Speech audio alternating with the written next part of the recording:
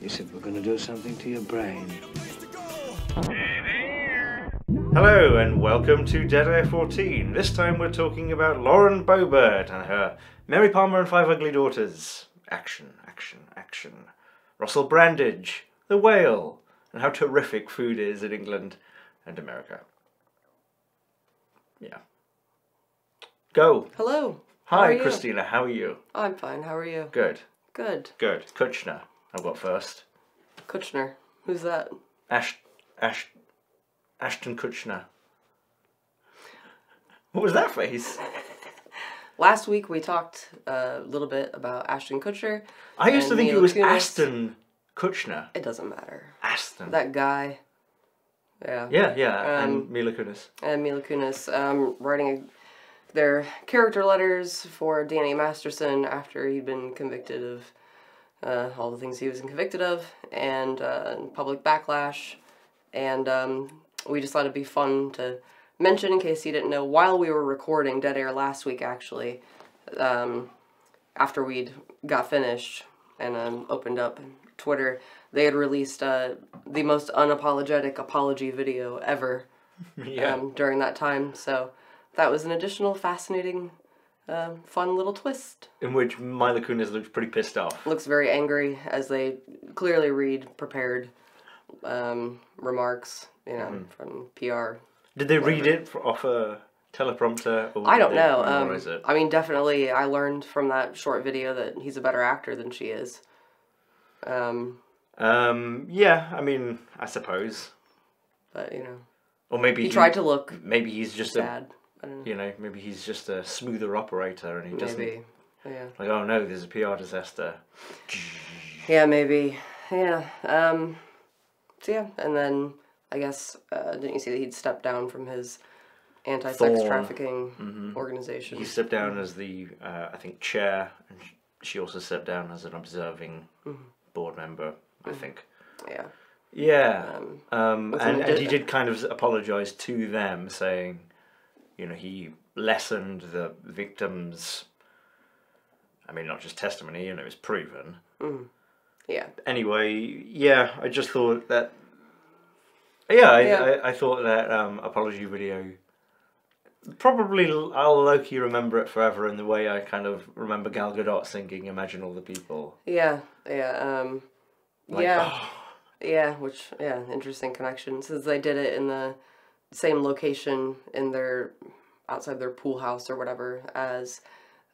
in The Boys, where they did like a spoof of celebrities singing Imagine, Ashton Kutcher and Mila Kunis were there singing it, and right in front of that same backdrop that they did their apology video from. So right, I didn't know that. It's interesting, yeah. Well, where did you want them to film it? In their spa? Yeah, right. In their 800-foot square Italian marble kitchen? On the tennis court? God. I think they should have filmed it in bed. Like, just surrounded by duvet, like silk sheets. Yeah. And Ashton Kutcher, you can see him just like hitting a bong, just the top of a bong. I mean, I agree with you. I would have liked that a lot more. It would have been hilarious. Yeah. And halfway through, Mila Kunis realizes she's got gum in her hair. I'm like, oh god, that was wild. Did you ever man, why can't I not think of his name right now? Richard Dreyfuss. Did you ever see that video that he did for what's that, Cameo? Yeah. Did you ever see that? Yes. That was brilliant. Wasn't it something like someone paid him $700 for a 30-second birthday wish? And it's him rolling around in bed happy birthday.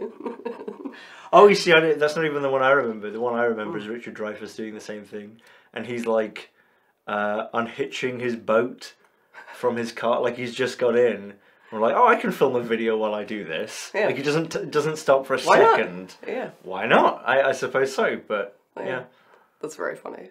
Yeah, I like it. I also noticed, reminds me of, Is that still a thing? But yeah, go on, sorry. Actually, I actually don't know. I mean, Cameo? I don't know, is it? It must be. I don't know. Yeah. Yeah.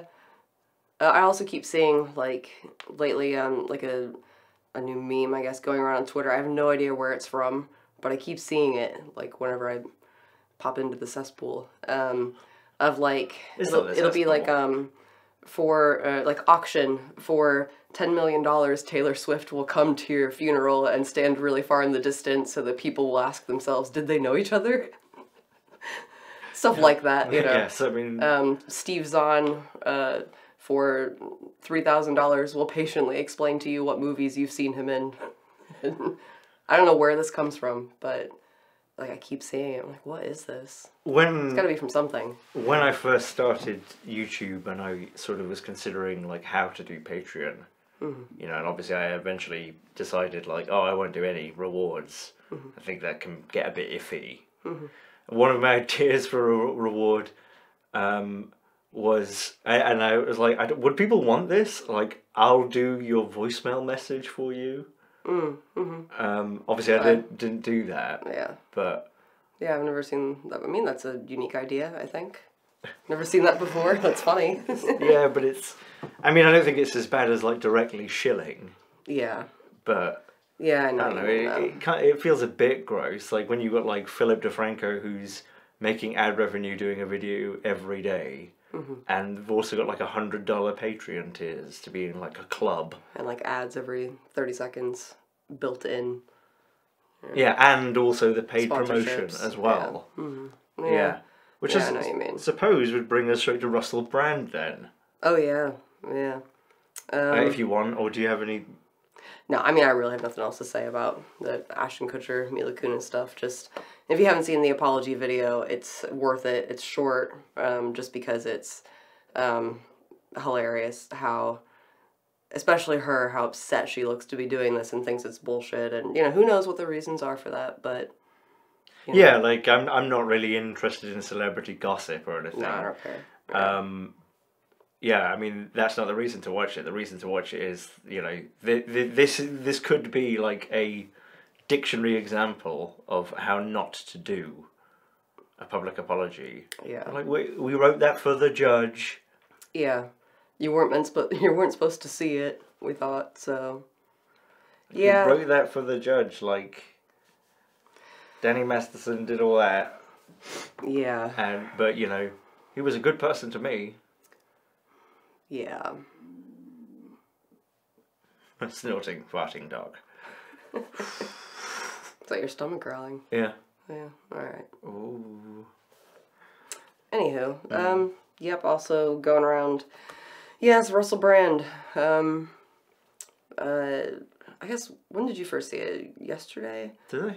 Well, yesterday I saw that he had preemptively put out the things that haven't come out yet about me aren't true thing. Yeah, just take that as read. Yeah. Yeah, been accused by multiple women, one of whom was a 16-year-old girl at the time of, you know, rape, sexual assault, the teenage girl accusing him of grooming, and, who'd you say it was a combination between two different news organizations that did like a joint investigation? I think it was the Sunday Times and Channel 4. Yeah, I think that's right, yeah. And it's been reported by, you know, CNN, BBC, everyone, Fox, yeah. you know, yeah. Yeah, yeah, I mean, I read the article earlier, and, I mean, I don't have a load to say, just, it's pretty gross, the details and stuff like that, and apparently it was another situation, according to, they said that they spoke to hundreds of people who worked with him, have known him over the years, stuff like that, former, like, people who worked on his shows that he's done, things like that, that basically made it sound like it's all, like, been a known thing for years, one of those open secret things, yeah. So, and, yeah, I don't know, what do you have to say about it? Well, not really a lot about the allegations, I suppose. We'll see what comes of them. I don't even know if there's any sort of criminal thing going on. Yeah, even. I mean, there, yeah, I don't know. Well, as of now, I think no. I believe I read that he, may have been, like, no, I can't recall. I'll have to go back to the article, but there's stuff that's happened before, but from what I understand, at this point in time, there's no criminal thing yet. Yeah. Because the papers are the ones that discovered the information and put out the report, so we'll see what happens. Yeah, I mean, the testimony is convincing. Yeah. But I did watch and subject you to about 30 minutes of watching Russell Brand because of this today. His YouTube channel, I don't know if you're already familiar. I had not really seen anything from his YouTube channel, but I've definitely seen that he's become something of like a wellness influencer or something like that. Yeah, so we watched his 2 latest videos before the I didn't do it, whatever it is, video. And which one was it? It was the one about Bill Gates.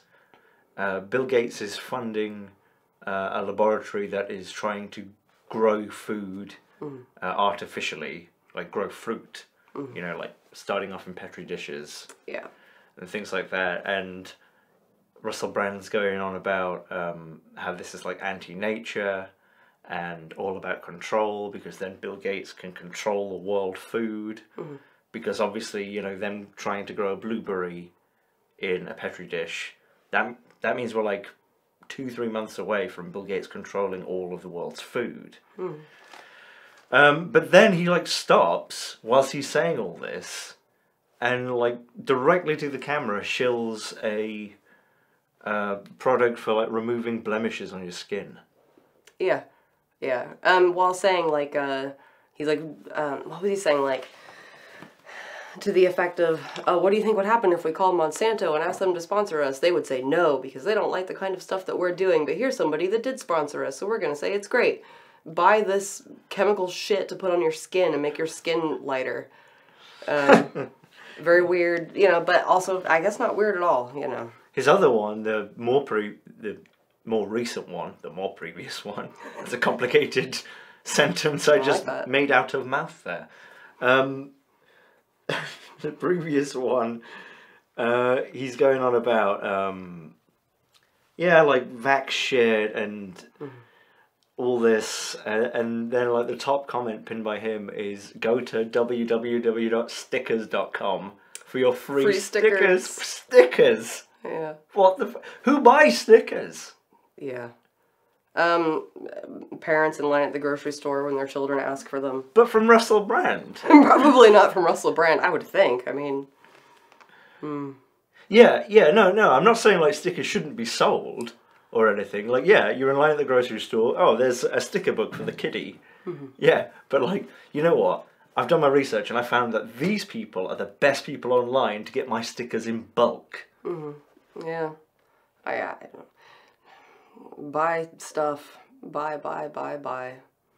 They don't care what the product is. He would absolutely, well, I don't know, maybe I'm being presumptuous, but I feel like a lot of these people who are really into sponsored content on YouTube would probably just do anything, you know. Like, not everyone, you know, but like, I mean, like your Russell Brand, like I don't really believe him that, like, if Monsanto were like, here's some money to... Hello, we are Monsanto. We will give you $185,000 right now to show this. Yeah. I mean, do you think Russell Brand uses skin whiteners? Maybe. Maybe. I mean, I wouldn't be that surprised. Yeah, why? No. I mean, he used to fucking rail fucking heroin up his arm. So... Well, good, fair point. I don't know. Who knows what he would do. Yeah. So, alright, yeah. It's not like I don't think he wouldn't use it, but... I'm just saying, do you think Russell Brand sticks things on things? I don't think that, you know, I mean, I could be wrong, but it just seems like, I imagine Russell Brand's audience isn't necessarily people who are looking to remove dark spots on their skin, but I could be wrong. They've been selling that shit, like for years, so, like, women, so it just seems like a, you know... Yeah. Is skincare becoming popular with dudes? You know, I don't think it's that targeted. I mean, I don't think that it's mostly dudes watching Russell Brand. I don't know what his metrics are, but I bet it's 50-50. I would bet you're wrong. All right. I bet it's probably more like at least 60% men. Is the Georg Rockall-Schmidt channel, is that an appropriate channel to advertise Raid Shadow Legends on? Yeah, no, I understand, yeah. You know, but we still got them the email saying, don't share this email. That's because they send it to everybody. Yeah, exactly. They just troll for They just sent it to everybody, and Russell Brand was in the right tier. Yeah. And everything. Are you saying... Were you saying, like, why does he shill for these things? He doesn't need the money.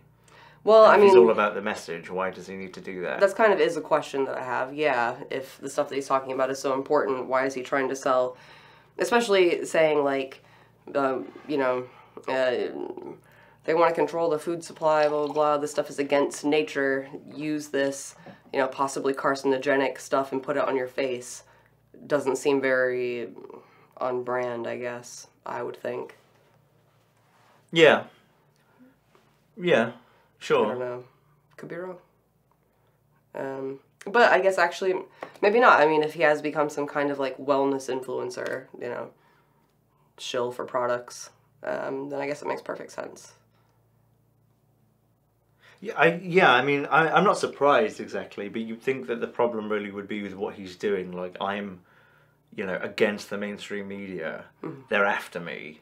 And all of that, and, you know, this is about the truth and everything. Well, you're Russell Brand. Like, you must have money. Yeah. Like, just don't... You can still have ads at the beginning and end, but don't, like, directly sell shit. Yeah, It's just, it's just a grift. Yeah. Yeah. Well. Yeah. I don't know what else to say about that, I guess. Just, yeah, I can't, I don't know. Moving on.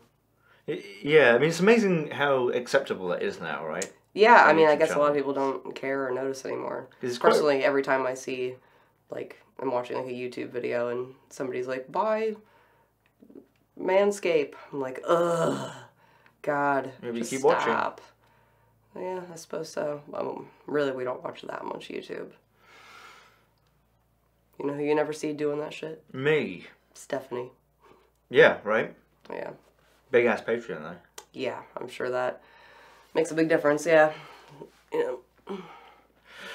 Yeah, I mean, it's a bit of a tangent, but I have a theory with YouTubers who become shills, which is the best. I mean, they were always shills. Is like, you know, YouTube's metrics are so seductive. And I think, like, even if you're Russell Brand, like, Russell Brand was really, really famous 15 years ago, 10 years ago.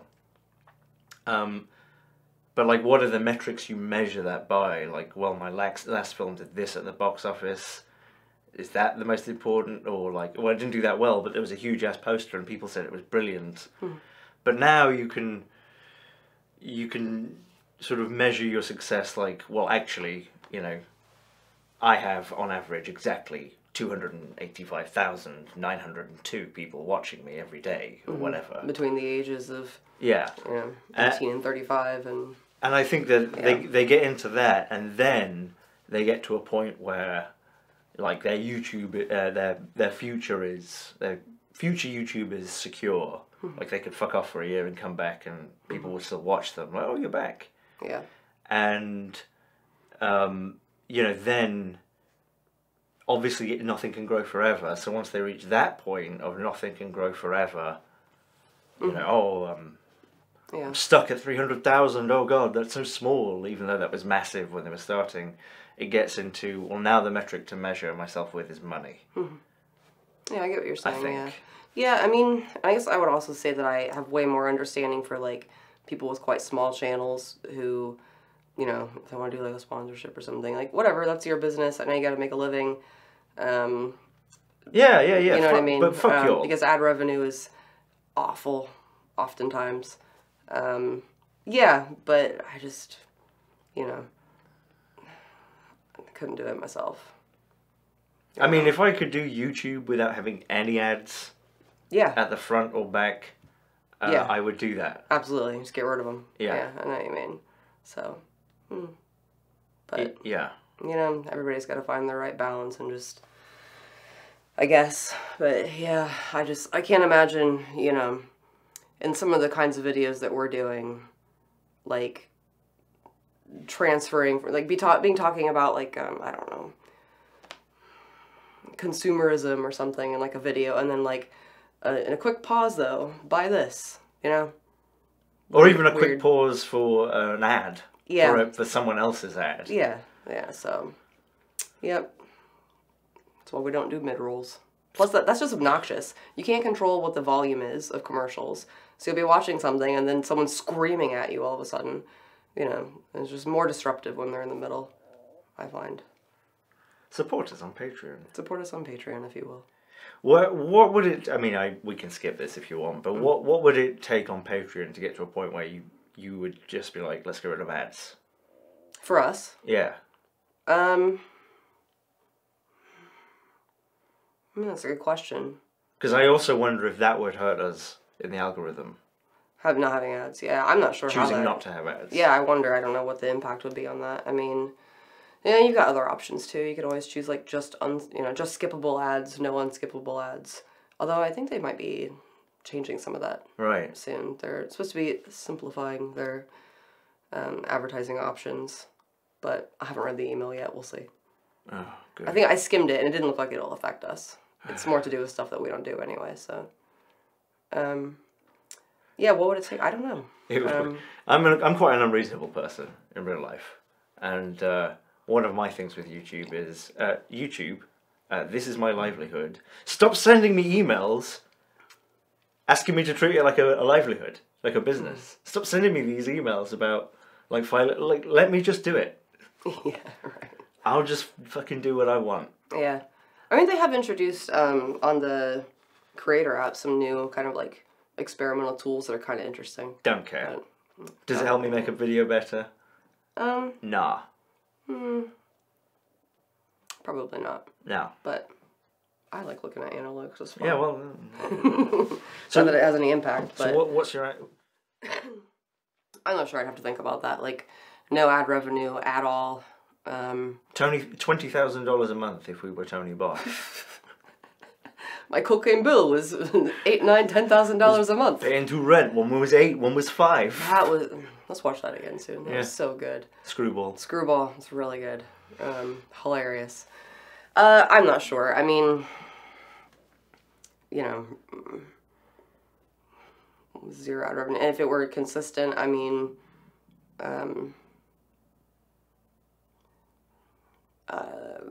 at least 2. I'd say, yeah, we could definitely live on $3,000 per month.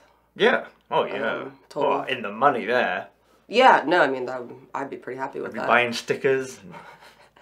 I mean, where we live, you can live on that, you know, so. Yeah. Well, we don't make that, do we? No, we don't make that now. No. So. Total between ad revenue and Patreon, so. Yeah. Yeah, but I think that could do it, yeah. Yeah, I don't know, maybe if this is too much. I mean, obviously this is public, we're talking about our finances, but... Yeah, if it's too much, we'll cut it.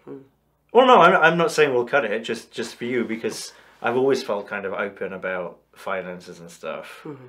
But I always remember in England having a conversation with someone where they were telling me they bought a car and they got a really good deal on it. Mm-hmm. And I was like, oh, how much was it? And they got really, really angry that I asked that. Oh, yeah, right. I think that... But I only asked it because they said they got a good deal on it. I wouldn't, if they said I got a new car, I wouldn't have automatically said, what was the price? What was the sticker price? Yeah, I mean, I wonder, where was this, did you say? England. It's in England, okay, so I guess it's not really a cultural thing then, I don't know. Well, no, I think it is a cultural thing. Yeah, well, I mean, there are people who are like that here too, like just don't, I guess... It's a class thing. I think that's what I was about to say, I think it is probably a class thing. I mean, God, I remember... I'll just share this like very briefly as an example. Dating someone years ago, and meeting their... I hope so. Yeah. Yes.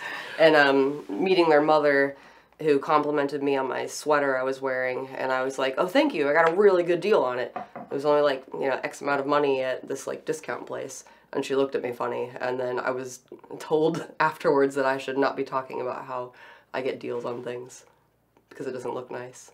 You should have gone the other way and been like, "I was totally ripped off." Yeah, I mean, that was just weird. Like, what? Like, I don't know. My, like, background growing up, like, people get really excited about not spending a lot of money. You know what I mean? Like, really excited. You share that shit so we can experience the joy together, you know? Yeah. You know, so I guess maybe it is just a class thing. I don't know. I think it's a class thing. Yeah. Yeah, because, in England, poor people would be, of which I was one for a while, I suppose. I don't think I'm working class, because class is fucking complicated in England, but... Mm-hmm. We would talk and... Yeah, it was useful. I mean, I can't. Was it your uncle who took us around the house he refurbished? He was like, "Yeah, I got that for 800. Got that, you know." Oh yeah, yeah. You know, I like that. That's actually really useful. My uncle's a genius at that stuff. I mean, what was he saying? Like they bought a trailer that was like in really bad shape for like. It's like less than $1,000 or something. Yeah, it's like $800. And then they just completely rebuilt out the inside and like built a new addition onto it. And they bought their land for like $2,000 or some shit. You know, yeah, that's really cool, I think. You know. Yeah. Just me personally. Like, yeah, you got your own place now. That's awesome. That's the dream. You got land, you know. You got a little garden.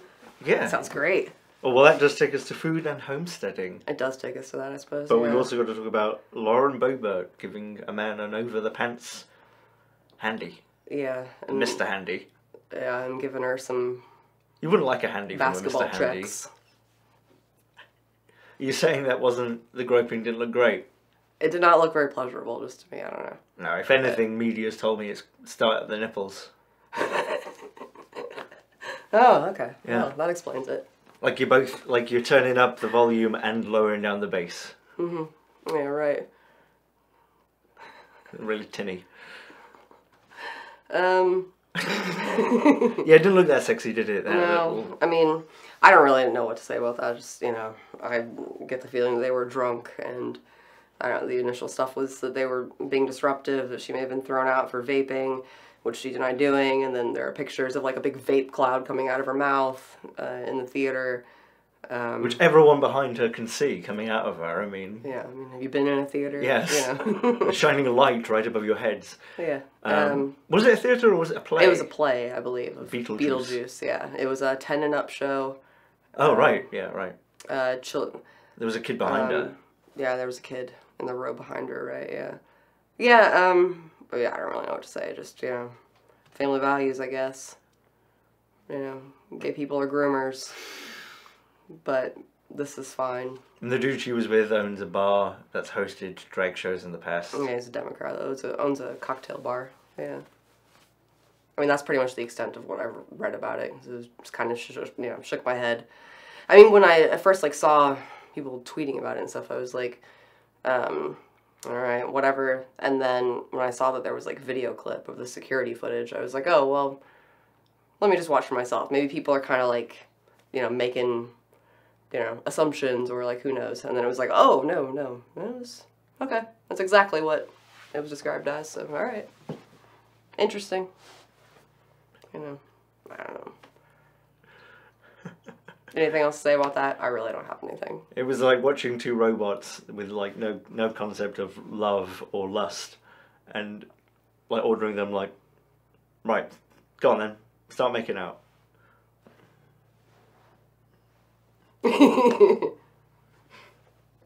Yeah. Start talking dirty. Nipples. Yeah. I mean, that's what makes me think that maybe they were intoxicated. Because it did not look like, I don't know. Whatever, I really have nothing to say about it. Gross. Yeah, my fault for pushing the play button. I didn't really need to see that. No, it wasn't that bad. The Whale, anything to say about The Whale? Not much, maybe? Not really, no. We watched that last night.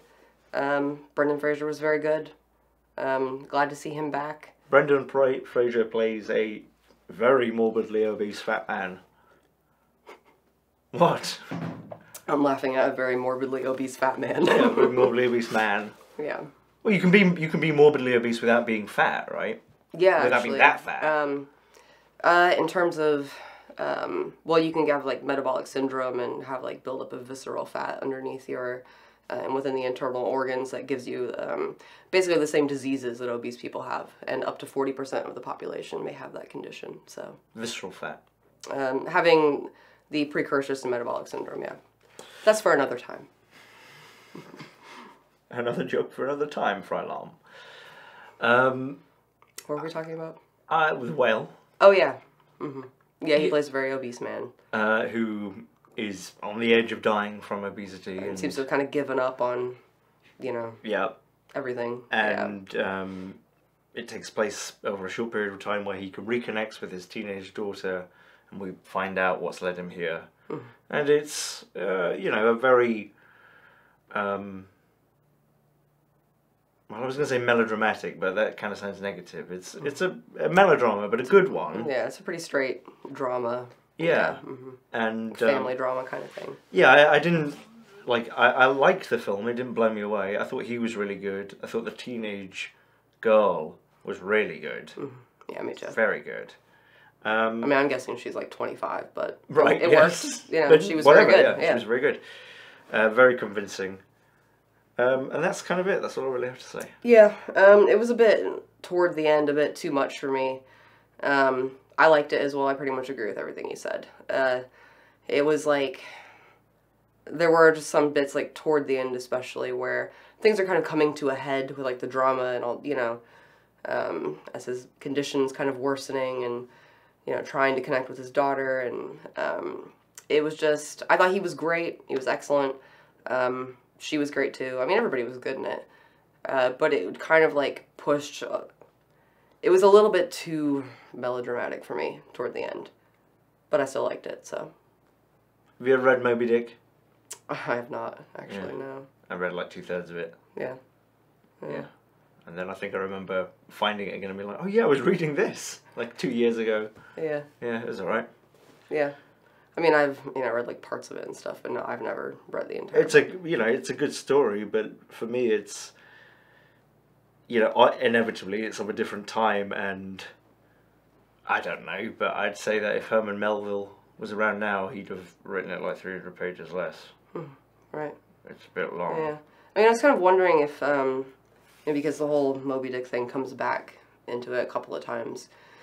I mean, I think that was kind of clearly related to, I mean, maybe not. I haven't read Moby Dick, so I'm assuming that the film's kind of drawing parallels between Moby Dick and the sort of like, from what I understand, like Ahab is kind of single-mindedly focused on this whale, and there's like, the girl writes a poem in the movie about, he's just trying to like share his own pain with us, and you know, I could see what they were doing there.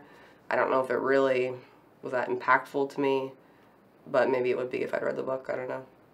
Yeah, I mean, you know, it's a really good story, really good ideas, and it writing's too dated for me to get my short attention span into, but yeah, I get you. Listen to that rain. Yeah, that's nice. I got Queequeg and Pequod from it. And that brings me to... Yes? Deus Ex Hamburglar. Oh, yeah. God, I forgot about that already. No one knows what we're talking about, so... No. No, but that... Why did that make us laugh so much?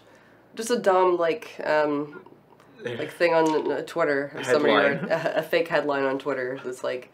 Elon Musk has secret third child with Grimes named Deus Ex Hamburglar. Why did that kill us so much? Because it was so clearly untrue. Yes. But, you know... But for a split second when I first saw that, I was like... you could almost believe it. Deus Ex Hamburglar. No, I mean, it would be believable if he called the kid, like, Deus Ex Superioris or something. Yeah. Deus Ex Imperius. Imperius. Something like that. Yeah, sure. Deus Ex Imperator. Yeah, just because it's emerged from a new biography of Elon Musk that one of his younger children, I think, they have called, what was it? Technomechanist. I can't recall. Technomechanicus. Technomechanicus, yeah. Yeah. You know, and as someone who has a bit of a stupid name myself, although it's just foreign, I don't know, I mean, well, I didn't go to like a private school or anything, maybe, you know, it's, yeah, you've got Technomechanicus and Apple over there, and Doorframe over there, or whatever, and... Doorframe! Yeah. But... yeah. But, yeah, I mean... There's a lot of people that give their kids names that are questionable. I don't know. Yeah, yeah, of course there are. I mean, my favourite, like, questionable name, I think it's a brilliant name. Someone in Mexico I knew had a kid in their class called Johnny Juanito. Johnny Juanito. Johnny. Oh, right, yeah. Yeah. Oh, that's I like right, that. yeah. Johnny Juanito, yeah. He sounds like a action star. I was gonna say like a cowboy or something, yeah. Yeah, like Zorro, but he pings bullets off of pans that are hanging up and into the back of people's heads. Things like that. It's hyper-violent. Yes. What was I saying? I don't remember. What were you saying? Deus Ex Hamburglar. Deus Ex Hamburglar, yeah. Mm. Yeah, no, there was I think it was in England, a court ruled that the parents had to change the name of their kid. They named their kid Fish and Chips. I think that we've had some of those as well in the U.S. Yeah. Ridiculous names. Why would you name your kid Fish and Chips? Why is anything? Yeah. Yeah, okay, well, yeah, just no comment on calling your kid Techno Machinus? Poor kid. This is my kid. Connects party set.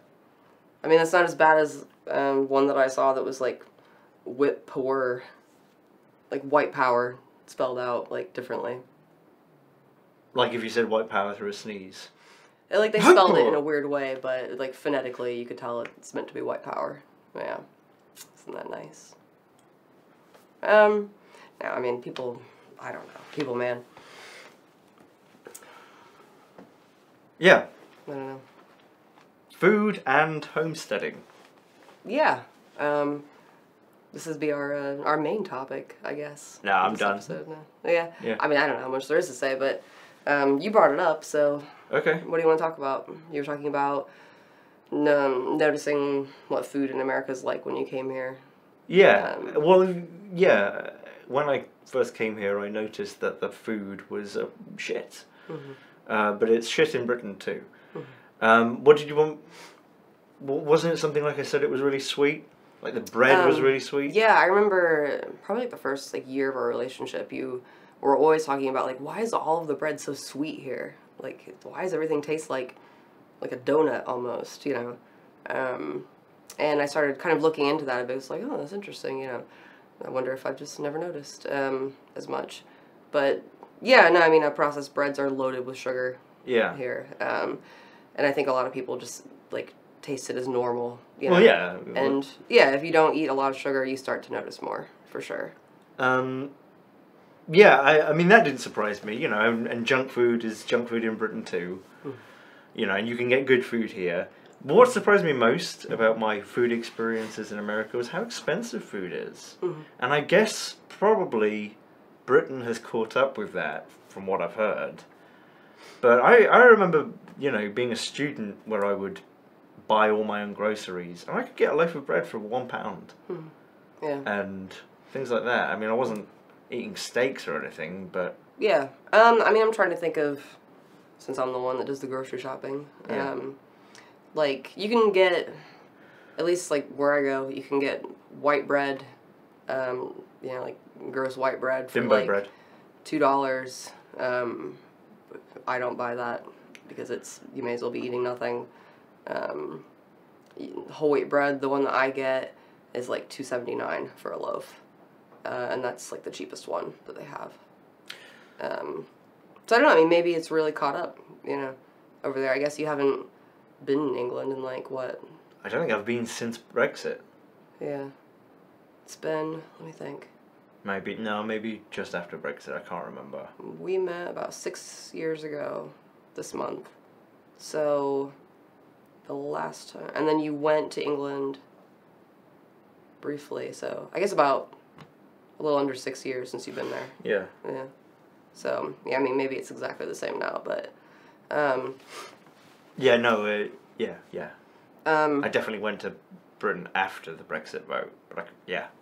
I think that's right, yeah. Yeah. Because, yeah, you went back for a little bit. Mm-hmm. And, yeah, anywho. Yeah, well, I mean, I'd be curious to know, like, differences in, like, produce pricing here versus there. Yeah, well, you know, in Britain, and especially because of Brexit, I think they're having quite a lot of difficulty fulfilling all their produce. So from what I've heard, it's quite expensive. Yeah, okay.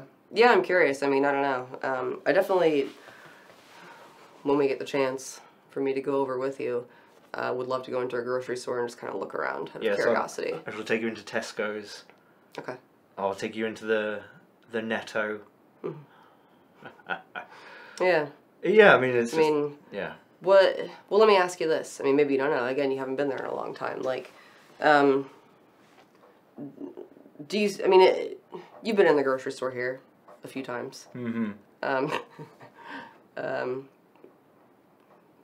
Nothing. I was going to say some funny, embarrassing things about you, but I'll... Yeah, go on. Say it. Well, normally you don't go with me because it takes about 10 minutes before George is like, can we leave? Are we done? God, I hate this. Can we leave now? Like, can you be quiet? Fine. Anywho. Yes. And like, and things mysteriously ending up in the cart, of course, which is always fun. Like an ice cream cake. Yeah, stuff like that, yeah. Well, I mean, it always fascinates me, like, how little just fresh food there is in grocery stores. Like, if you... And obviously this depends a lot on, like, where you live. Yeah. You know, we live in the country. Yeah. You know.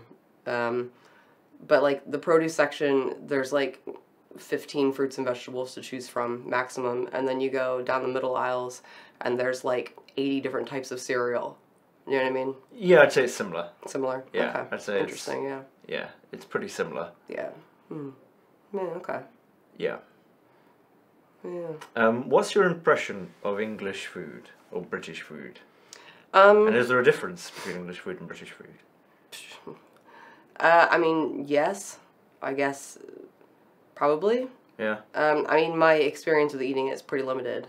And I'd say it's more British food than English food specifically. Welsh people use more leeks, maybe. I don't know. I like leeks. Yeah. Yeah. That sounds nice. Yeah. Scottish people have haggis. Yeah. Yeah. You can get that in stores. Yeah, we had that. In England. Yeah, it's good. We got some here. It's pretty good. Yeah. Yeah, I liked it. I fucking love Scotch eggs. Yeah, Does right. that count? Yeah. Or is that something we made up here and called it Scottish? No, we have that. Okay. Yeah. Yeah. Yeah, I mean, with all of that stuff, you know, you can get, like, you can go to a restaurant, like we did, that English restaurant one time, and get those Scottish eggs with, like, fries, $12. You could also, the real Scottish egg, though, is vacuum sealed for 50p. You know, in a... Yeah. Well, yeah, it's like anything, you know. Yeah, okay. Yeah. Okay. Well, I mean, do you know, is your impression of British food, like, bland and nasty? Well, that's what American movies and TV shows have always told me. But every time I've had a little bit of it, it tastes pretty damn good. It tastes a lot like our southern food, in my opinion. You know, I mean... Really? Yeah, well, look at, like, fish and chips. I mean, hello, fried catfish and fries. Yeah. Like, that's some good shit. And, yeah, I mean, we do fried fish here, like cod. Yeah, in a very similar way, yeah. Yeah, and that's what you said. Yeah, I remember when we... Deep fried. We had the fish fry at my grandma's house. And you were like, this is very similar to how we do it in England. Yeah, it was good. Yeah, that stuff's good. You know, but, I mean, yeah, my experience, I guess, with it is not robust, so I don't know if I have a lot of opinions beyond that. It didn't taste bland to me, the stuff that I have had. Yeah. And you've made me English breakfast before. That was really good. Like the full thing with the eggs and baked beans and like fried tomatoes and fried mushrooms and bacon, and that was good. That's not other than the fried vegetables and beans. That's pretty damn close to like an American breakfast. Yeah, I mean the traditional sort of English food of like your Sunday lunch. That's exactly the same here. Yeah, yeah. I mean that's all pretty similar. Yeah. Yeah. Although I do want to ask you about, because maybe it's the same in England. Like something that I notice is how many American favorite breakfast foods are desserts. Same in England now. Same in England. Yep. Okay. Just curious. Shreddies. Yeah. Yeah. Yeah. I mean, like you're eating fucking Lucky Charms. I mean, it tastes nice, but like that's a dessert, dude. Yeah. I think one difference is that you don't get as much mixing of sweet stuff with stuff that isn't sweet. Like, yeah, people will eat cereal for breakfast, but you don't, like, I think it's delicious, but the idea of putting, like, syrup on bacon and pancakes would be kind of weird. I get you. In England, like the idea. Okay, so like we had delicious. What was it? Was it stuffing? Not stuffing. It was like for Thanksgiving. Sweet like, potato casserole. Yeah, like Yeah, this I remember candied. the first time. Yeah, you were like, "What is this?" Like, you never had sweet potato casserole. But it's really sweet. It's very sweet. Yeah. And like that's not as big a thing in England, having like sweet stuff like that on your plate, unless it's all sweet. I get what you're saying. Yeah. You know, but you know, people still drink a Coke and eat a hamburger. Yeah. You know, the McDonald's is pretty much exactly the same. Tastes the same. The Burger King tastes exactly the same. Yeah. Yeah. Not surprised. Yeah. Yeah. The whole thing about like American portions being bigger, like in restaurants maybe, but everywhere else it's the same. Yeah. Okay. Right. I mean, well, that's an interesting question because I mean, you've been here long enough. Like, you've seen lots of people eat. You know, we've had dinner at other homes other than ours on occasion. Do you think that it looks like Americans eat more, or no, I don't. But I meant the thing about like portions and like everyone who came back from holiday in the States that I knew were like, oh, the portions they give you. But that's because you stayed in a hotel. And that also depends on the restaurant. Yes. Yeah, that's because you went to Disneyland or whatever. Yeah, if you go to. Like you go to Applebee's, you know, for $20, you can get like a ton of food, and it's shit. Yeah. Just my opinion. Yeah, no, I don't think they do eat more. And like I say, I think Britain's catching up with a lot of stuff. We've exported a lot of our diet as well. Yes. Yeah. For sure. Yeah. What's some of I don't know, just as people might enjoy hearing nice things about our experiences instead of just complaining about shit. What are some things that you've had since living here that you think are really good? All the stuff at Yats. Oh yeah, Yats was closed during COVID, unfortunately, but Yats was a Cajun restaurant. Cajun Creole, yeah. Cajun Creole that we used to go to, and like etouffee and Etouffee, crawfish, white chicken chili, drunken chicken, Chipotle Alexio. I mean, that's the best food I've had like ever.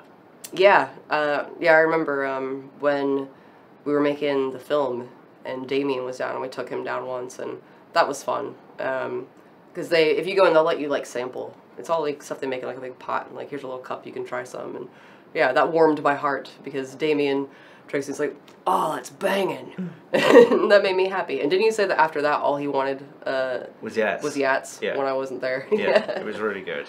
Yeah, it's so good. Yeah, I really, really like that. I guess, you know, I've had a hard time finding a decent Indian restaurant, even ones that are Indian owned. Like there was one near us, fucking tikka masala pizza. Like I won't be going there then.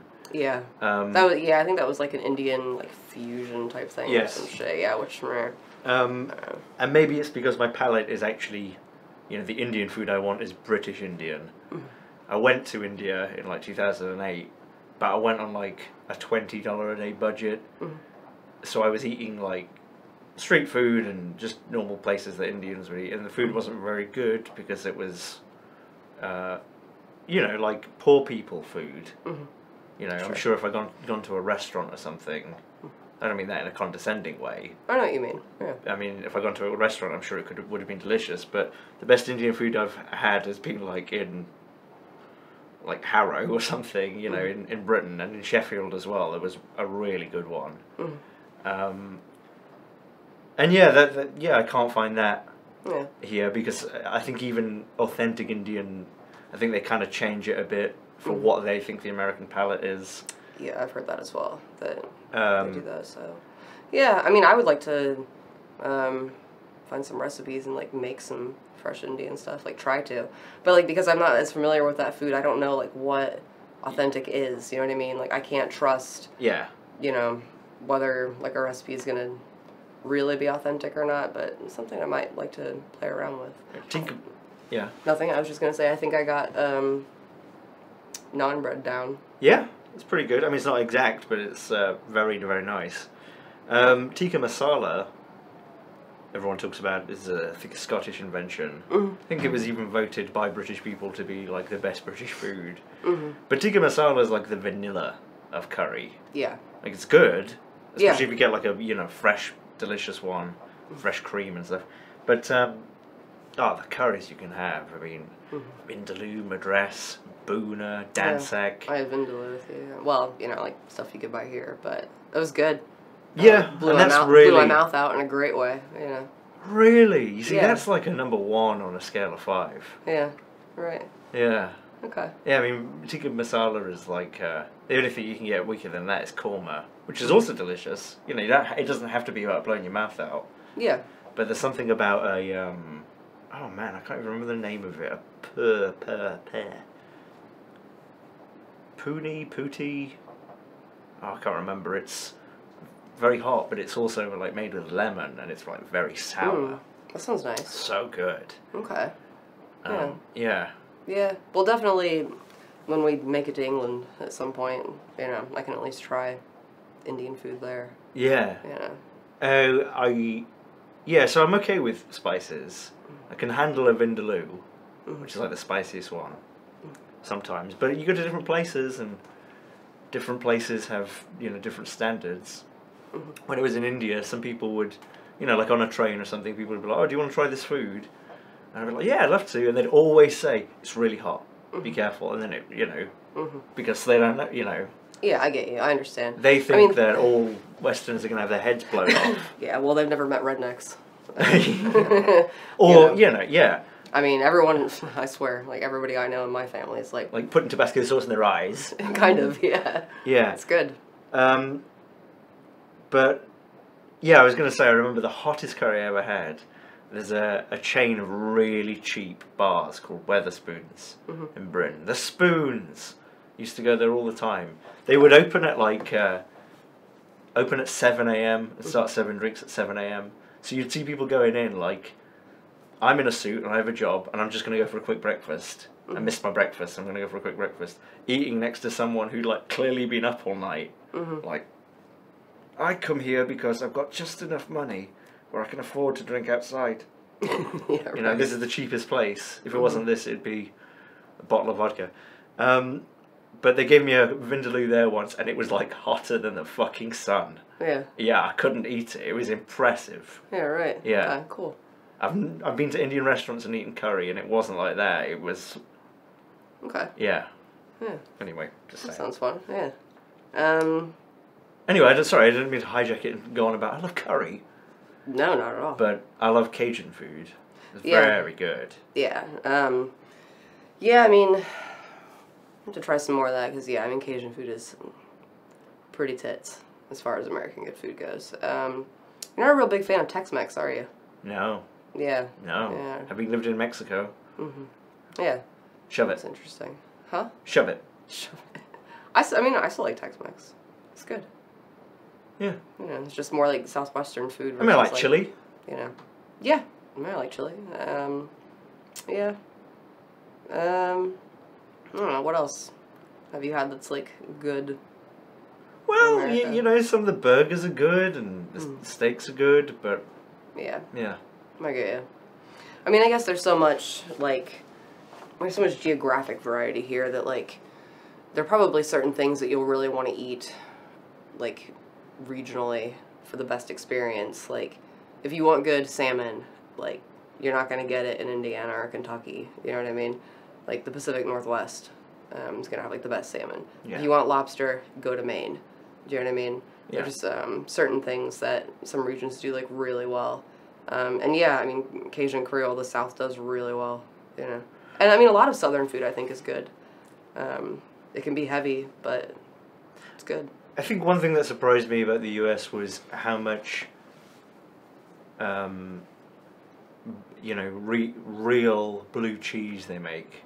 Like, I didn't think that everyone in the US would be eating, like, American cheese or cheddar. But I didn't realise they'd be making such interesting cheese in, we have Wisconsin. some Yeah, we have some great cheese producers. Yeah, I out mean, here, obviously for it's sure. not as good as in England or France, or, you know, any of those real places, but... Yeah. Says the guy who doesn't really like Stilton. I do like Stilton. Oh, you just didn't like how your dad made it? Yeah, one time. I do like Stilton. Do you want to explain Stilton's your like dad's my... sandwich? I mean, I think there's much better blue cheeses. Yeah. But, so my dad, who... probably smoked for like 40 years of his life. I suspect his taste buds might have somewhat declined. We would have this routine every week. I'd go to his house on Sundays. We'd have this routine of buying a big baguette and a roast chicken and making this sandwich, and this sandwich would just be like filthy. Like cut it up, butter it, stick in like all this chicken, stick in lettuce, stick in tomato, cover it in vinegar, and then cover it in salt. Oh, I was and talking. then cover it in mayonnaise. Okay, go ahead. Yeah. Go ahead. I'm getting there. So we always had this tradition of like splitting this massive baguette. I remember one time he said, "Oh, I'm going to make you something I've invented, this new sandwich." And he made it, and all that was on it, this big baguette, was, I suppose he buttered it, and all that was on it was huge slabs of Stilton and huge slabs of avocado. And it was delicious. Yeah. It was delicious for like a bite. And then it was just like the saltiest, I mean the amount of cheese that was in it. Yeah, I mean, yeah, Stilton's pretty salty anyway. It was like a $20 sandwich. Well. Yeah, right. No kidding. Yeah, it was empowering. Yeah, but yeah, he stands by it though. Yeah. I don't know what else. I'm trying to think of what else food wise. I guess you had your first proper Thanksgiving here. Yeah. Last year. Yeah. Yeah, that's It right. was nice. Yeah, yeah. You were like, I don't know. I feel like people kept at. What was it at one point? Yeah, I remember. You remember when George had left the room and my sister comes up to me and is like, "Hey guys, when it's time to sit down and eat, let's all stand up and start singing the national anthem." Confused George. No, I didn't do it, but you should have done it. Should have done it. It would have been hilarious, and I would have stood up with you and waited the 10 seconds it would take, because who knows the national anthem beyond 10 seconds? God save, what is it? Is it God Save America? No. Oh, say, can you see? Oh, I bet you do know it. You don't know it, do you? By the dawn's early light, we're so proudly we hail. Something like that. By the rocket's red glare. Yeah. That's the clue that it's a baby country. Well, my country's like, you stay away out of our caves, you bloody French. Right. Go fight the fucking French. Yeah. Well, yeah. Anything else about food? I'm sorry, I don't have that much interest. No, it's not very different. Yeah, I mean, you've said that. Like since you've been here, it's actually like pretty similar. But I mean, no, I mean not a lot. Just like there is like a lot of regional variety, definitely. Yeah. And I don't know. What else was I was gonna ask? Is Indian your favorite food? Yes, I think so. Yeah. Yeah. Right. Okay. Cool. Yeah. Yeah. Or Indian curry. I mean, Indian food's beyond curry. Yeah, of course. Yeah, I get you. Yeah. Yeah, paneer. Panic paneer? Panic paneer? Palate paneer? Never mind. What are you trying to say? I don't recall. Panic paneer? No, just trying to remember. Aloo chop. Something I'll have to try more of. Yeah. Do you know what I really wish that we could get that was good? Sushi. Yeah, I suppose so. I know, you're like, sushi's fine, but... Man, no, I mean, I 100% agree with you. I don't really like sushi because it all... You know, inevitably when you go into like Sushi Boss or something, it's all a bit... what would the word be? It's not quite fresh. Yeah, well, plus... It's a bit soft. Yeah, I know what you mean. It's really got to be fresh. Yes. Which is... It's got to be crunchy. Gonna be, like, impossible in the Midwest, so... there's always that. Plus, like, I mean, it also depends on where you go to get sushi, because a lot of sushi is so, like, Americanized where... And some, like, American sushi rolls I think are really good. California roll? Yeah, California roll's great. What was that one that we would get that had, like... Oh, like, Philadelphia roll. I like those. With cream cheese and salmon and cucumber. That's good. But you also, like, get so many places that have these, like, over-the-top... like ridiculous, drenched in like 50 sauces and like deep fried on the outside and like this big around. Like, how the shit am I supposed to eat that? That is just like not good. I don't know. But it's weird. All of my favorite foods often are raw meat dishes. Ceviche. I love ceviche. Yeah, absolutely. Yeah. Homesteading. Yeah, Do you have anything to say about that? Well, we did sort of recently watch some more of Doomsday Preppers, which I find fascinating. Yeah. Because like so much of the stuff, I mean, I don't have a lot to say about this. Just that so much of the stuff that like they're into is stuff that I think is like really cool on its own. You know, like I want one day, my dream, we will have like 2 acres of land and like a 2-bedroom cabin and a couple of chickens and like a garden with plenty of fresh produce. Be nice to have like our own water source, a well. Be nice to have an electric, you know. Which sounds fairly reasonable Solar until you panel. realise that Christina also wants to live in the middle of Seattle. By the Puget Sound. Yeah, I mean, I really was like into thinking like Maine would be nice, but man, it's getting more expensive there too, and yeah, we moved here for various reasons. Telling you, and stuff. Detroit. No one's doing the homestead thing in Detroit. You know, I can almost guarantee you, homesteading in Detroit. No, I mean, buy a couple of lots, a whole block. There is some of that stuff. Seriously, yeah.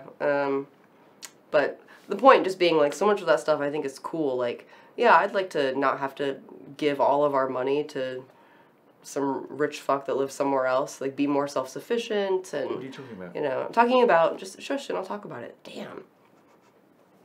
You're talking about jarring? That doesn't look cool. Jarring? Yeah, putting things in jars and going... Is that how they do yeah, it? Suck out, yeah. Mm-hmm. Yeah, that's how they do it, George. Yeah. You know, just think it's interesting. Like, that stuff's all really cool to me. And it's weird that, like... You know, there are people who can't just enjoy that, like, hobby and sort of, like, you know, it's like environmentally friendly and, like, vegetables out of your own garden taste good. Like, way better than the shit you can get at the store. There's all kinds of nice reasons to do those things. But then when you ask them, like, why, like, on these shows and stuff, it all comes down to what, George? Yeah, Preppers is the extremists, though. Oh, I know. I mean, they wouldn't be on the show if they didn't pick extremists. Yeah, that's totally fair. Yeah. I mean, just some of the core ideas I think are fine. Like, they're, you know, some of their ideas about things they're preparing for are, like, way more reasonable than others. The lady who's like, I'm worried about bird flu. You know, there could be a bad bird flu outbreak. That's more reasonable, is it? It's more reasonable than, what were some of the craziest ones? Her idea was that there's going to be a bird flu pandemic and the world will collapse. Within 3 days it'll be the apocalypse. And then she pretends to be really nice and like, we'll help people. Mm.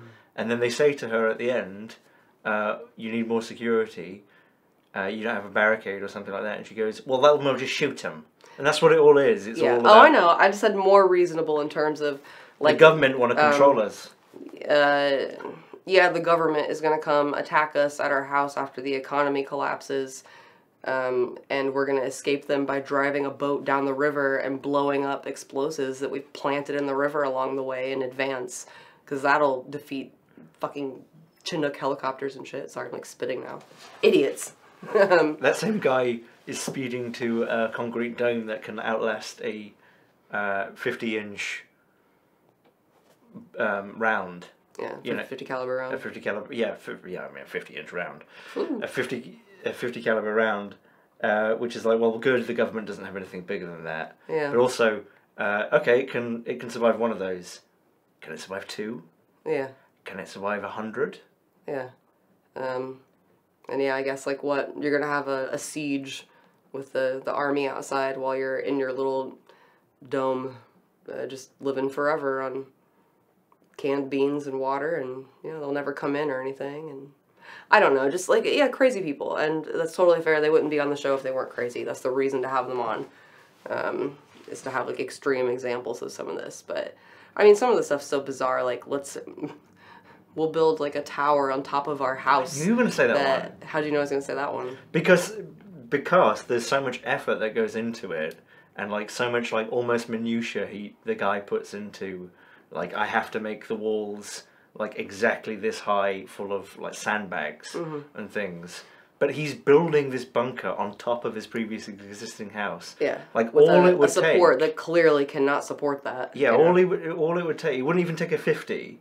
All it would take is, like, a 7.62, like, platoon machine gun to just go at the gable end of that house, and it would fall on them. They were doing that in Iraq. Yeah. Like, collapsing people's houses by just shooting the gable end.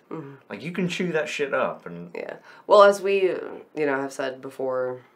I mean, they wouldn't even get there, they just put a mortar in, and... Yeah. As we've said before, and I think you talked about this with Damien, too, on Sans Hosen, and said the same thing. It's just LARPing, a lot of it. Yes. I mean, these people, like, let's do a drill where, like, we'll drive really far away and I'll have people dressed up as, like, military trying to stop us and pat us down, and, and then let's all go pretend to shoot each other, and, like, just, I don't know, a hobby, I guess. But... Or those two Mormon brothers who are like, our land has this really good sniping position where we can see the road like 1,000 meters away, right? So what do we need to do? We need to build a tower there. Like, no, you've already got the position. Yeah. Being like 10 feet taller is no advantage. Yeah. Also, why don't you, like, light a few fires and start doing smoke signals? We're over here. Yeah, Government. Yeah. But yeah, I mean, I think, like, the core ideas of, like, let's have, like, stored, water stored up. There could be an ice storm. You could not have power for, like, 2 weeks and need food, dry goods. There's reasons to do, like, all that kind of stuff that don't have to do with, like, the other big theme as well. Once society collapses, all the city people are going to come out here and take all of our food and stuff. They're really worried about the city people. We're here already. Yeah, funny stuff, but... The guy who's putting those tungsten fangs on his dogs in, like, South Dakota. Oh, yeah. Like, yeah, city people, they only have to travel 807 miles. Yeah. I mean, Yeah. But homesteading. Yeah, I think, like, homesteading is fun, though. What?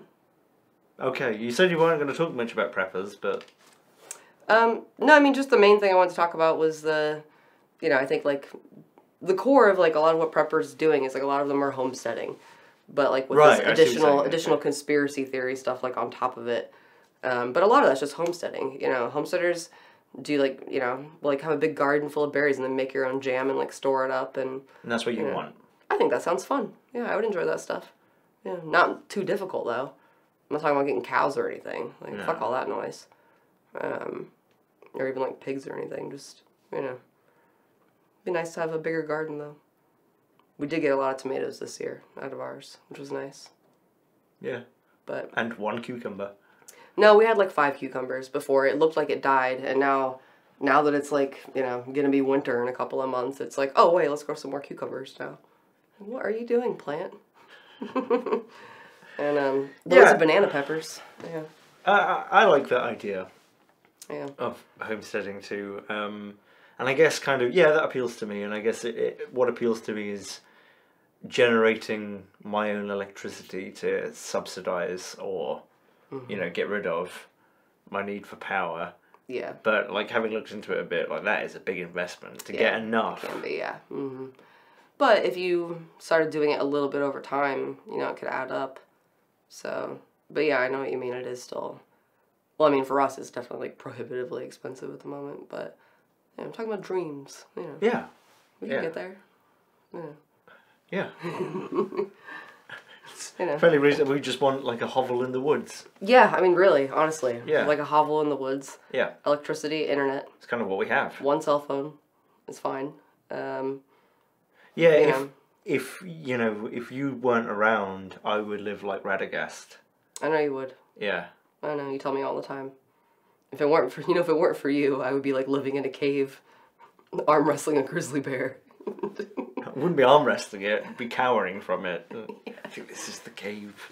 Bear's cave. Yeah. Yeah,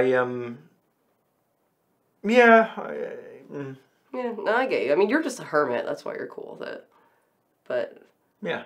Yeah. Yeah, I just want to live, like... I mean, it's funny, I guess that we've just, like, gradually are like planning to get further and further away from people. You know. Yeah, it doesn't have to be that far even. I mean, No, I just want to be like near a hospital and shit. Yeah. You know. I don't want it to be a big house or like loads of land. Just kind of remote. Kind of. Yeah. We don't need a lot. No. Yeah, but... So I don't know. I mean, we could get there. You never know. And talk to my uncle more about all this crazy shit that he's built. Who knows? Maybe we could learn some stuff. Yeah. I'm just rambling about nothing now. Yeah. Yeah. Well... Just now, though. Just now, yeah. Yeah. I mean, that's... The homesteading thing is so much more viable here than in England. Yeah. Like, I cannot imagine there were very many places. You know, I think you'd have to get to quite remote Scotland, maybe, or something like that to get, you know, land that you can afford. Yeah, unless you've got a really good job or you've got an inheritance. Yeah. I mean, you know. Yeah, land has gotten ridiculous here, too, but you can buy it cheap. You know, I've seen cheap land for sale, like, around here. You know, there's a population issue, dwindling population in certain states. And, you know, you might find that there's really terrible infrastructure and stuff like that. But, yeah, I mean, you know, you can buy a couple acres here if you really look, you know, and depending on what you're willing to deal with as well. Like, it may not have septic, it may not have, you know, water connection yet or a well. It may not be connected to the grid. Yeah. You know, so you have to work out all of that stuff, which can add, like, a substantial additional cost. But you totally can, you know, just to find, like, cheap places. But, you know, if you're willing to, like, build something or, you know, whatever, buy a trailer and roll it on up. Yeah. I suppose my Radagast thing as well, that counts as having somewhere to live. If I didn't have that, like I said before, a boat. Just live on a boat. And just become... A sea person. I mean, not even that. Like the very bottom of that. Like, I'm talking about, like, a 10-foot boat I would live in. I wouldn't have any electricity. I'd just moor in, go to the OXO every day, buy a Monster Energy drink and, like, a 2-gallon water, and then just stand outside of the OXO, just, like, doing that with a Monster and then that with the water, and that's, like, my shower in the morning, and then I just go back into the boat and, like, swim around, and that's me shitting and pissing. I see, yeah. Yeah, and also a little bit of a scrub. Have a shit over there, then swim to the other side of the bay, have a bit of a scrub. Get back. I mean, how would I make money though? I suppose fishing. Yeah, I become like a sea tramp. Okay. Yeah, like Bubbles in The Wire. I'd become him, but with a boat. Okay. Yeah. Well, poor thing, me keeping you from your dream. Yeah. Anyway. Anyway. Yeah. Could you live in a city again?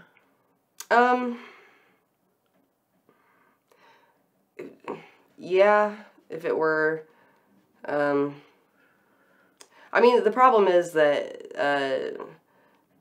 the way that so many cities have gone is, like, if you're not rich, you know, they're kind of shitty places to live. I don't think they've gone that way. Yeah, maybe it's always been like that, I don't know. But, I mean, that said, you know, things are kind of shitty around here, too. But we can afford it now. And people leave us alone, mostly. People mostly leave us alone, mind their own business, mostly. There are trees to look at. What's that? There are trees to look at. Yeah. No one's in the alleyway taking a piss. Yeah, I mean, yeah, no people pissing in the alleyway. We have, I've seen possums, deer, raccoons, owls, loads of different lizards, frogs, the snake. Yeah, the hummingbirds are nice. The bees chasing them around, that's hilarious. Yeah, that's a way more relaxing environment overall, I would say, which I appreciate a lot. But... Anything else? Sorry, damn. Well, could you ever live in a city again? I mean, yeah, I could, but there'd have to be a reason.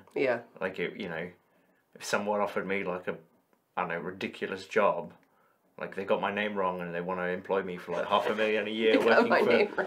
like, They got the wrong George Rockall-Schmidt. yeah. Okay. I understand what you're saying, yeah. That's kind of what I mean, is like just, you know, I mean, I guess for me, I wish I could live in a city with nobody in it. That'd be nice, you know. Yeah. Like, I like some of the elements of it, just, you know. I like the convenience. I like the convenience. I like, you know, being able to just walk to the store if you have to. You know, things being open past like 7 p.m. You know, that's always nice. Maybe small town. Yeah, maybe. Yeah. I mean, there's a lot of variety, so, you know. All right. Well, are we done? Yeah, I mean, I don't really have anything else to say to you. No. I stopped having much to say about... An hour and a half ago. 4 or 5 years ago, I think. Yeah. No, I think I'm good. No. Thanks for watching, and... yeah. Thanks for watching. Bye.